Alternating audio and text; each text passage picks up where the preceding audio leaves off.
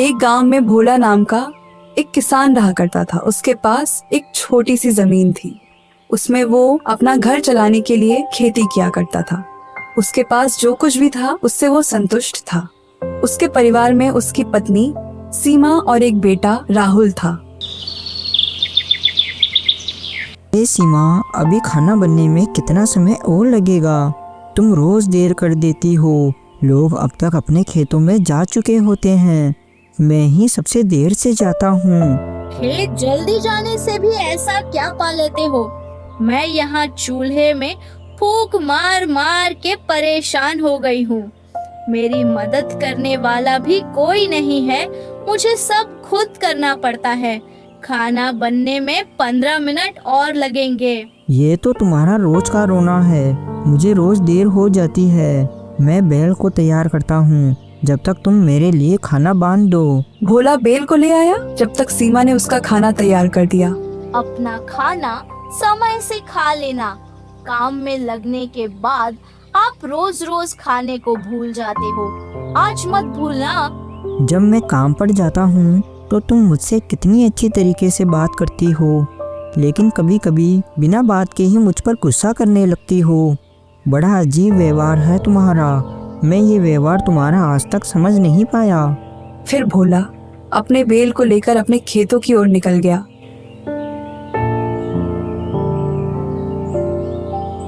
खेत में पहुंचकर भोला ने काम शुरू कर दिया। कुछ ही देर में बैल चलता चलता थक कर गिर गया। अरे महेश, क्या हुआ तुम्हें? फिर से थक गए तुम? लेकिन तुम भी बहुत बूढ़े हो चुके हो। मेरी ही गलती है कि मैं तुमसे इतना काम करवाता हूँ। वैसे भी हम थोड़ी देर काम और करेंगे, फिर हम दोनों घर चलेंगे। मैं कल ही 2 नए बैल खरीद लूँगा। बस आज की और बात है, ठीक है? कुछ देर काम करने के बाद भोला और उसका बैल दोनों थक गए। थोड़ी देर बाद वो दोनों खेत से घर के लिए निकल गए। घर पहुंचकर भोला ने बैल को बांधा और घर में चला गया। सीमा, बैल को खाने के लिए घास डाल दो और पीने के लिए पानी डाल दो और मेरा खाना लगाओ। मैं भी हाथ पैर धोकर आता हूँ। सारा दिन घर का काम करके और खाना बनाकर मैं थक गई हूँ। अब मुझ में ताकत नहीं है। अब आप खुद ही अपना खाना ले लो और खा लो, और बैल को भी आप ही चारा डाल दो, समझे? मेरा कहा तो तुम कभी करोगी ही नहीं ना। चलो तुम मुझे खाना परोसो और फिर जो करना है वो करो। फिर भोला ने खाना खाया और अपने बैल को चारा डालकर पानी पिलाया। कल मुझे दूसरे गांव जाना है नए बैल खरीदने के लिए। पता नहीं नए बैलों के लिए कितना खर्चा आएगा। अरे हमारे पास ये बैल तो है, फिर नए की क्या जरूरत है? पैसे बर्बाद मत करो।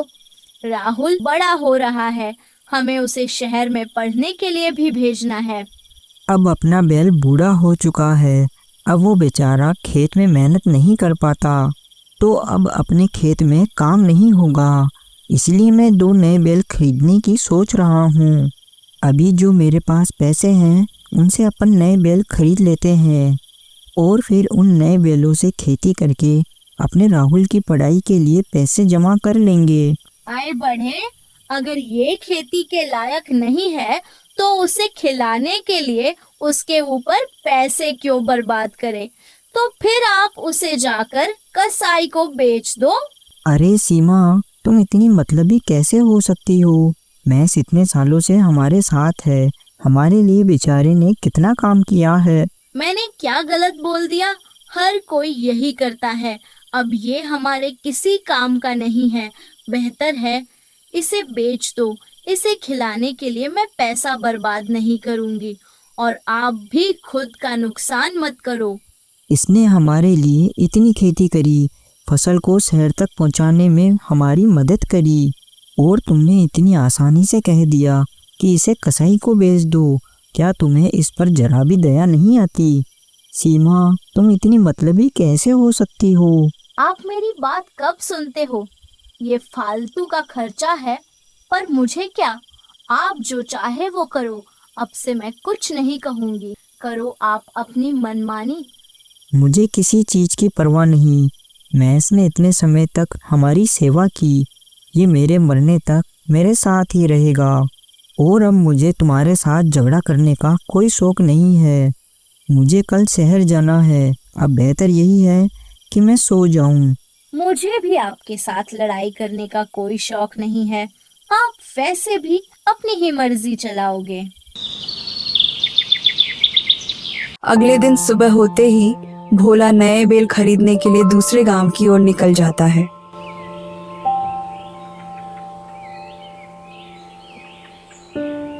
अरे क्या हुआ भोला, आज तुम यहाँ? मैं यहाँ 2 जवान बैल लेने आया हूँ, क्या तुम्हारे पास है? हाँ हाँ, क्यों नहीं। 15 दिन पहले ही मैंने 2 जवान बैल खरीदे हैं। एक किसान मुझे बेचकर गया था, बेचारे को पैसों की बहुत जरूरत थी। चलो मैं तुमको वो बैल दिखा देता हूँ। फिर व्यापारी भोला को बैलों के पास ले जाता है। ये रहे वो दोनों बैल, अगर तुम्हें पसंद है तो ले लो। दोनों बैल बहुत ही सुंदर और जवान है। हाँ, ये दोनों बहुत मजबूत बैल है। मुझे ऐसे ही बैलों की तलाश थी, लेकिन इसकी क्या कीमत है? इनकी कीमत केवल 10,000 रुपये है। हे भगवान, इनकी इतनी कीमत कुछ कम नहीं हो सकता क्या? मैं इन्हें 8,000 रुपये में लिया था। एक बैल 4,000 रुपये का है और इन्हें मैं 15 दिन से खिला रहा हूँ। और तुम्हें तो पता ही है, जवान बैल खाते ही बहुत है। अब इनके ऊपर जो मेरा खर्चा हुआ है वो तो मुझे इनकी कीमत में ही जोड़ना पड़ेगा ना। वो तो मैं समझ गया, लेकिन मैं तुम्हें इनके अलावा 9,000 रुपये और दे सकता हूँ। मतलब एक बैल के मैं तुम्हें 4,500 रुपये दे सकता हूँ। ठीक है, चलो भोला, तुम 9,000 रुपये ही दे देना, क्योंकि मैं तुम्हें कई सालों से जानता हूँ, इसलिए मैं तुम्हें ये 9,000 रुपये में ही दे रहा हूँ। लेकिन खेती तो बारिश के ऊपर ही निर्भर है। पिछले साल की तरह अगर इस साल भी बारिश नहीं हुई तो तुम्हारे लिए नुकसान होगा। तुम बैल के लिए इतनी कीमत क्यों खर्च कर रहे हो? और तुम्हारे पास एक बैल पहले से और है, तो तुम इन सभी बैलों को कैसे खिलाओगे? बात तो तुम बिल्कुल सही कह रहे हो, और आसपास के गांव के किसान भी इसी बात से बहुत परेशान है। लेकिन मेरे खेत के पास से एक नहर जाती है, और वो नहर हमारे गांव के जमींदार मनीराम जी की ज़मीन पर है। तो मैं उन्हें कुछ पैसे देकर थोड़ा सा पानी अपने खेत में ले लूँगा। चलो ठीक है भाई, अब मैं चलता हूँ। भोला वहां से अपने बैलों को लेकर अपने घर के लिए निकल जाता है।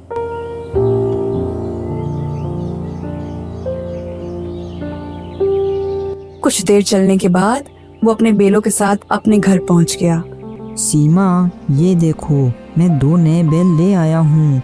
देखो और बताओ कैसे लगे। क्या बात है, ये बैल तो बड़े ही ताकतवर नजर आ रहे हैं। लगता है काफी महंगे होंगे। और क्या कीमत दी आपने इनकी? ये सस्ते तो नहीं हो सकते हैं ना? हाँ, तुम्हारा कहना बिल्कुल सही है। ये बैल जवान और ताकतवर है, इसीलिए मुझे इनके लिए पूरी जमा पूंजी देनी पड़ गई। लेकिन ये हमारी खेती और हमारे आने जाने के लिए लंबे समय तक काम आएंगे। आप जिस व्यापारी से इन बैलों को लेकर आए हो, तो आप उसी व्यापारी से अपने इस पुराने बैल की भी बात कराते। तुम अपनी बकवास बंद करो। जब तक ये या मैं मर नहीं जाते, जब तक हम दोनों साथ ही रहेंगे। आगे से तुम इस बारे में मुझे कुछ नहीं बोलोगी। ठीक है, लेकिन अपने सारे पैसे तो इन बैलों पर ही खर्च कर दिए हैं। अब आप खेत के लिए बीज कैसे लेकर आओगे? कहाँ से आएंगे? अपने पास पैसे, और इस साल बारिश नहीं हुई, तो अपन क्या करेंगे? अरे भाग्यवान, इसकी चिंता तुम मत करो। मैं आज ही अपने गांव के सेठ हीरालाल से कुछ पैसे उधार ले लूँगा और उनसे बीज ले आऊँगा, और थोड़े से पैसे जमींदार को देकर अपने खेत में पानी ले लूँगा। फिर अगले दिन भोला सेठ हीरालाल के यहाँ जाता है।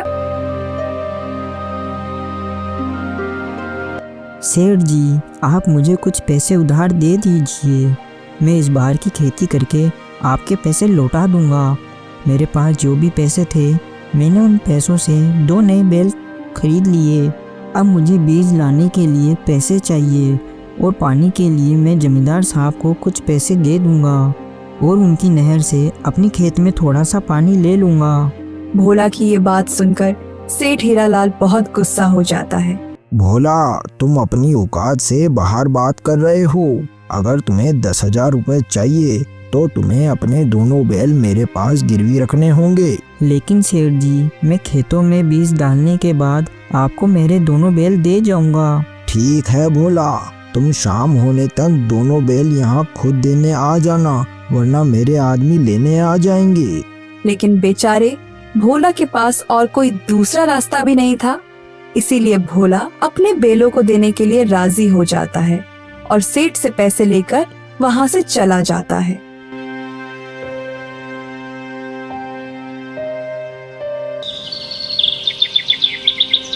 फिर अगले ही दिन से भोला अपने खेतों में काम शुरू कर देता है। भोला सुबह से लेकर शाम तक अपने खेत में बहुत मेहनत करता है और बीज बो देता है। फिर शाम होने पर सुनो, आज तुम्हें नए मालिक के पास जाना पड़ेगा, लेकिन तुम चिंता मत करो, मैं तुम्हें जल्दी ही वहाँ से छुड़वा लूँगा। जैसे ही मेरी फसल कटेगी वैसे ही मैं सेठ जी को पैसे देकर तुम्हें वहाँ से छुड़वा लूँगा। फिर भोला उन बैलों को लेकर सेठ हीरालाल के यहाँ चला जाता है और हीरालाल को दोनों बैलों को देकर वापस अपने घर चला जाता है। कुछ ही महीनों में भोला की फसल तैयार हो जाती है। मैं कल ही फसल को काटकर मंडी में बेच आऊंगा और मेरे दोनों बैलों को छुड़वा लूंगा। फिर भोला अपने घर चला जाता है। उधर ये बात सेठ हीरालाल को सारी बात उसका आदमी बता देता है। अगर भोला ने कल फसल काट ली तो वो मेरे पैसे दे देगा और अपने बैल छुड़वा लेगा। मुझे ऐसा कुछ करना पड़ेगा जिससे भोला मेरे पैसे नहीं चुका पाए और मैं उसके बैल हड़प लूं और साथ ही साथ उसकी जमीन भी हड़प लूं। सेठ जी, अगर अपन भोला की फसल में आग लगा दे तो भोला कल कौन सी फसल काटेगा? ना रहेगी बांस तो ना बजेगी बांसुरी। हाँ हाँ, तुम बिल्कुल सही कह रहे हो, लेकिन ये काम अपन को आज रात ही करना पड़ेगा। फिर रात होने पर सेठ हीरालाल और उसका आदमी दोनों भोला के खेत में चले जाते हैं और वहां जाकर भोला की फसल में आग लगा देते हैं और वापस वहां से चले जाते हैं। अगले दिन सुबह होने पर जब भोला अपने खेतों में पहुंचा तो वहां का नजारा देखकर भोला के होश उड़ गए। हे भगवान, ये कैसे हो गया? अब मैं क्या करूँगा? मैंने कितनी मेहनत से अपनी ये फसल उगाई थी, मेरे सारे सपने अधूरे रह गए। तभी वहां सेठ आ जाता है। क्या हुआ भोला, तेरे खेतों में आग कैसे लग गई? पता नहीं सेठ जी, ये कैसे हुआ, लेकिन सेठ जी अब मैं तो बर्बाद हो गया। मैंने आपसे जो भी कर्ज लिया था वो सारा पैसा मैंने अपनी खेती में लगा दिया था। सोचा था फसल बेचकर आपका सारा कर्ज चुका दूंगा और मेरे बैल वापस ले लूंगा। अब मेरे परिवार का क्या होगा? वो तो भूखा ही मर जाएगा। भोला, वो सब मुझे नहीं पता, मुझे तो मेरे कर्ज की रकम चाहिए। अगर तुम नहीं दे पाओ तो तुम अपने बैलों को भूल जाना। ऐसा बोलकर सेठ हीरालाल वहां से चला जाता है।